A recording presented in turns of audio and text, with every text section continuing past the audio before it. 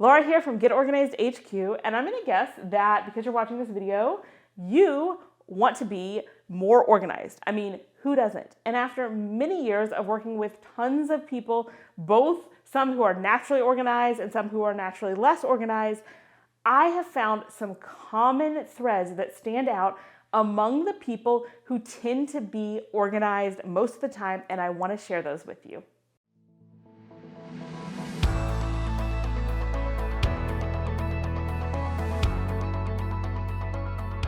Organized people actually do not use what I call deep thinking and willpower as much as you think. Instead, they are creating true habits and routines that run a little bit more on autopilot. So if you think about it, for example, let's take laundry. If you don't have a really specific laundry routine set up that maybe every morning at this time you throw the clothes in, and then you have a specific time when you take them from the washer to the dryer and a specific time when you fold them, and you've been doing this for a long time, if instead you don't have any kind of routine, so it's always part of your mental load. It's always something that you have to think about. And when you get up this morning, you have to actually consciously be like, do I need to do laundry today? Am I gonna do laundry today? What am I gonna do? It really takes a lot more effort. And it's hard to add extra things to your plate because just the basics of, laundry is just one example, but we need to keep our homes tidy and we need meals and we need all these things. And if these are constantly something that we're needing to decide on a daily basis, then it just zaps all of our energy versus having a very set routine. A way that you do things means you don't even have to think about it. It's Monday morning, I get up and the first thing that I do is I go throw the towels in the wash. No thinking required. And so this is how those organized people stay organized and often even make it look effortless, and how they're able to take on projects without seeming so overwhelmed. It's by creating these habits and routines.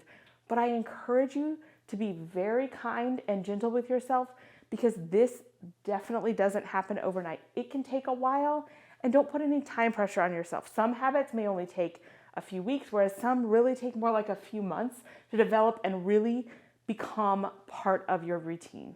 Organized people follow what I like to call the 2-minute rule. It goes by a lot of different names, but essentially if a task can be done in 2 minutes or less, they just do it right away. So you don't need to go schedule a time for it, add it to your to-do list, try to add it to your mental list of what you're keeping track of. You just do it right away. So if you notice that there's a little spotter in the microwave, it literally takes less than 2 minutes to grab a rag and wipe it down. So you just do it right then and there. A lot of organized people never leave a room empty-handed, or rarely leave a room empty-handed. So they're always kind of looking around and thinking, what can I do to tidy up without it taking a lot of extra time? And this is especially true for stairs. So if you have multiple levels in your home, every time I'm gonna say be downstairs and going upstairs, I'm gonna look around and say, is there something here that needs to go upstairs, and vice versa when I'm upstairs? Is there something that needs to go downstairs that I can grab and bring downstairs without taking any extra time? And when I'm leaving my bedroom, for example, in the morning, I'm looking around and saying, oh, there's that glass of water I brought in that needs to go to the kitchen and go in the dishwasher, so let me grab it now.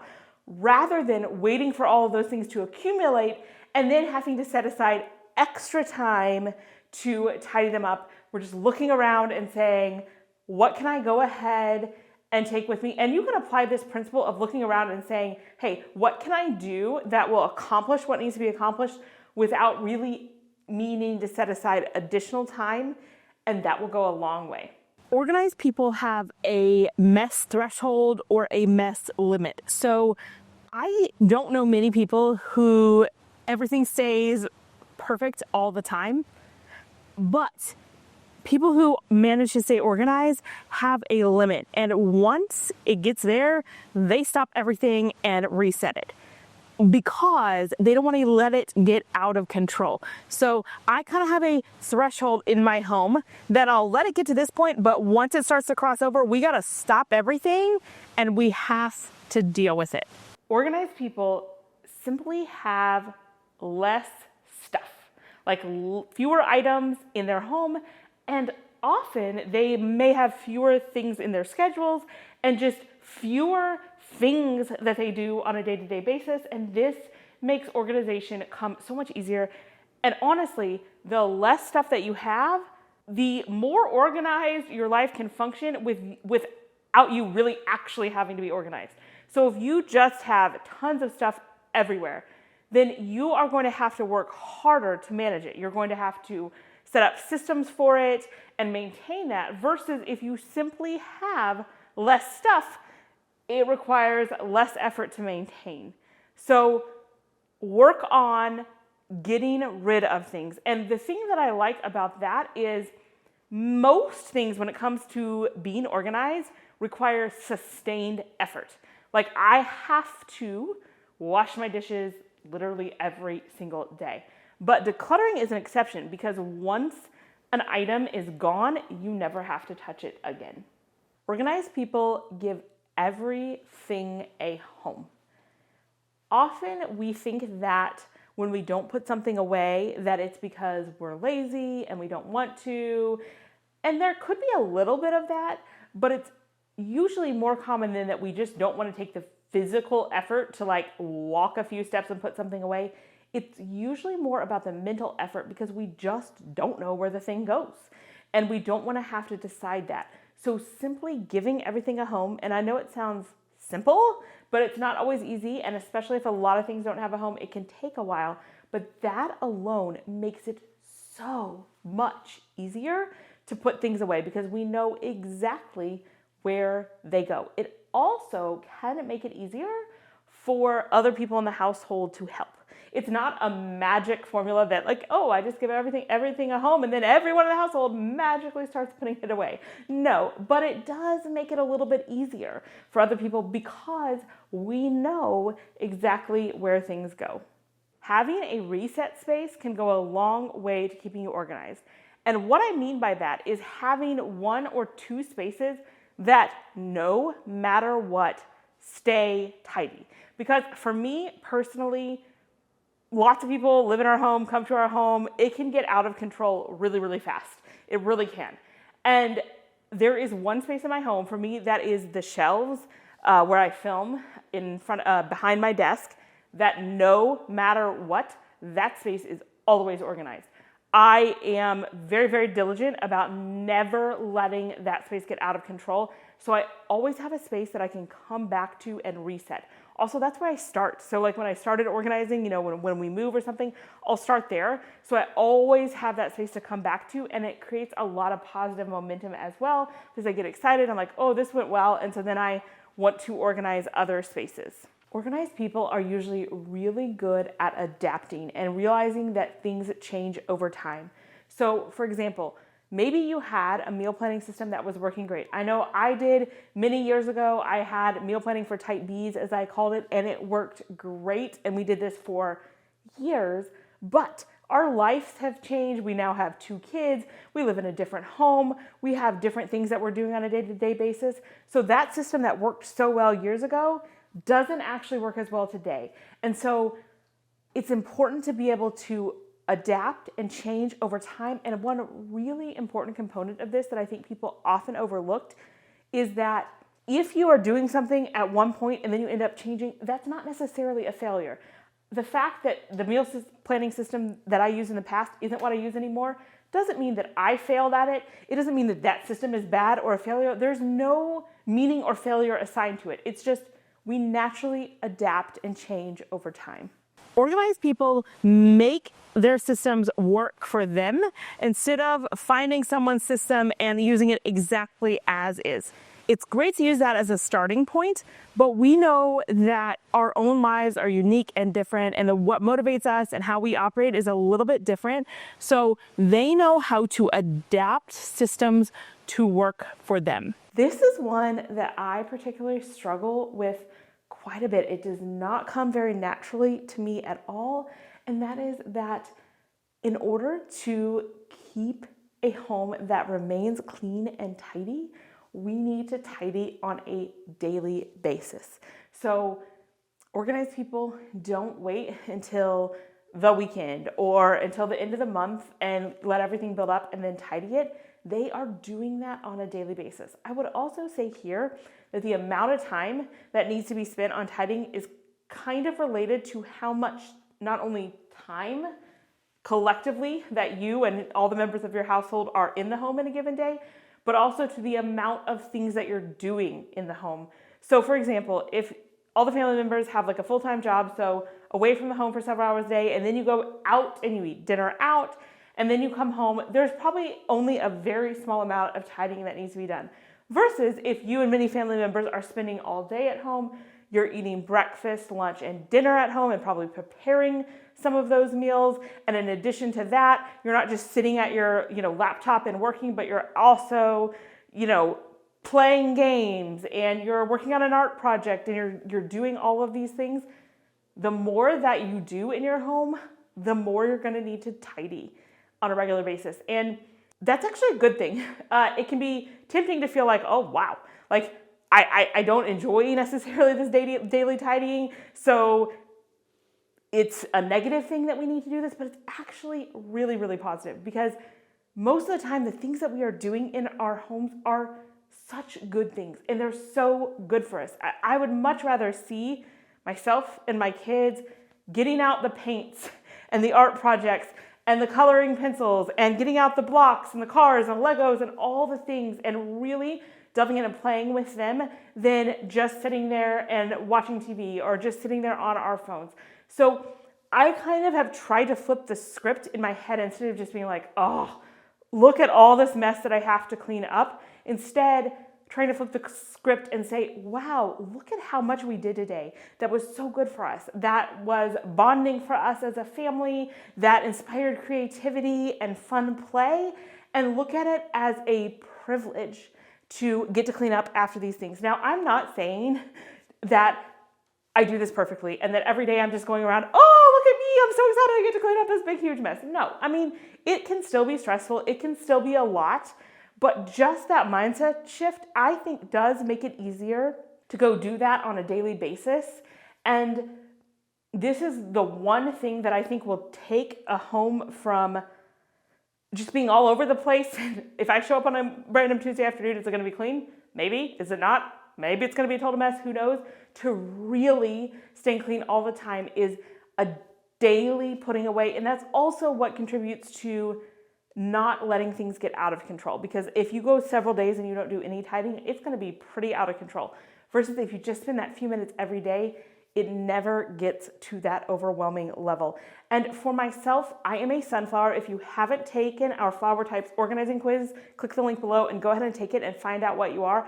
But as a sunflower, my natural tendency is to want to do projects all at once. So I'm not so naturally gifted at, we need to spend 5 minutes a day tidying the living room, and I need to spend 5 minutes a day at the end of my workday tidying up my office.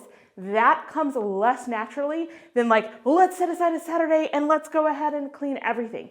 You can still work within that. First of all, I recognize that while I am a sunflower who likes to do things all at once, that's not the type of home I want to have. I want to make sure that I'm still doing some things throughout the week. And then for the projects that I can batch, for example, like really cleaning, like cleaning the toilets and mopping the floors and those types of things, I can put that all together to do on a Saturday. So look for what works best with your own personality and your own organizing style.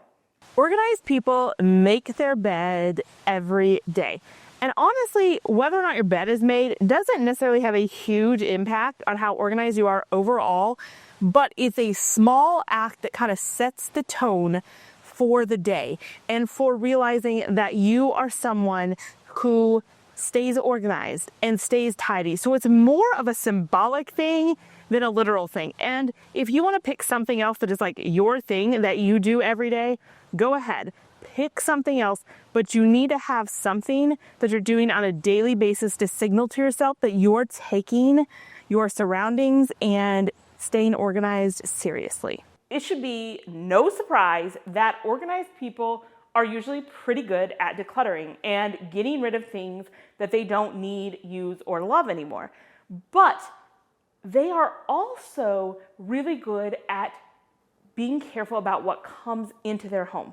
Because if we declutter, but we're not paying much attention to the things that are coming back in, that clutter is going to build right back up again, and you're just going to be in this vicious cycle of constantly having to clutter just to maintain the status quo. So what you can do here is start really paying attention and being thoughtful about what comes into your home. So when you're shopping, either in person or online, really stopping and thinking, do I really need this item? Will I really use this item? Having something like a 1 in, 1 out rule.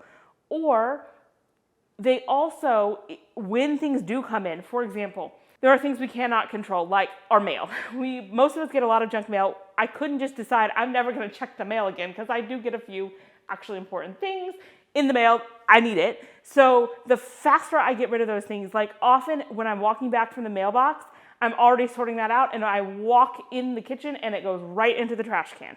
So the sooner you can get rid of those things. Also things like kids' papers that come home from school, look at them, for example, and then get rid of those right away. Or, when trinkets come back from birthday parties, look at those and get rid of those right away, rather than letting them sit for a while and then getting rid of them. Sometimes we imagine that organized people just wake up super excited to get started cleaning and tidying and organizing and taking care of their things. And maybe there are some who do that, but many of them don't actually wake up that way. They realize that they are going to do whatever they had planned, whether they feel motivated or not. And I think this concept is huge, because if you feel like, okay, before I do something, I need to feel motivated and inspired to do it, that means you are no longer in the driver's seat of what you're getting done. You're no longer the one in charge. Instead, you have to make sure that you're going to feel motivated. And while there are actually plenty of things that we can do to increase our motivation, to increase the chances that we'll naturally feel motivated, and this is going to make our lives a lot easier, there's really, at least to my knowledge, nothing that I can do that's going to ensure that every single time when it's time to wash the dishes that I am just going to feel motivated and inspired to do it.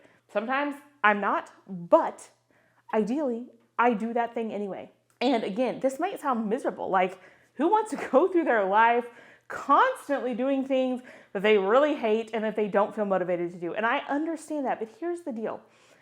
First of all, I would say that a good 90% or even more of the time that I really don't want to do something, within 5 minutes and usually 2 minutes of starting it, I forgot that I didn't want to do it. And if I'm not just like super excited, and jumping up and down about it, I'm not minding it. It is extremely rare that I start something and I'm still really hating it 5 minutes later. I mean, this is true for everything. Washing the dishes, doing the laundry, cleaning the bathroom, filming these videos, doing other work tasks. 90% of the time, I enjoy it once I get started. And the way that motivation works is a concept that I hear called the think, do, feel train. So that means when it comes to motivation, we think about it and we think, okay, it's important that I do these dishes because it's important to me to have a clean home. And you could go even deeper than this. Why it's important to you to have a clean home, how it really is, it does matter. It really does, even though it seems trivial. And so that's the thinking. And then it doesn't go think, then start feeling motivated. It's thinking, then start doing. So then I get up and I start doing the dishes. And that's when the feeling of motivation can often come. So those organized people, they're not just waiting for motivation to strike. They are taking charge and they're doing what they planned, whether they actually feel motivated or not. There is one thing you should do before you start organizing any spaces in your home. And this is something that a lot of people overlook. And I have an entire video talking about what that is. So I'll have the link right here and down below so you can go ahead and watch that next.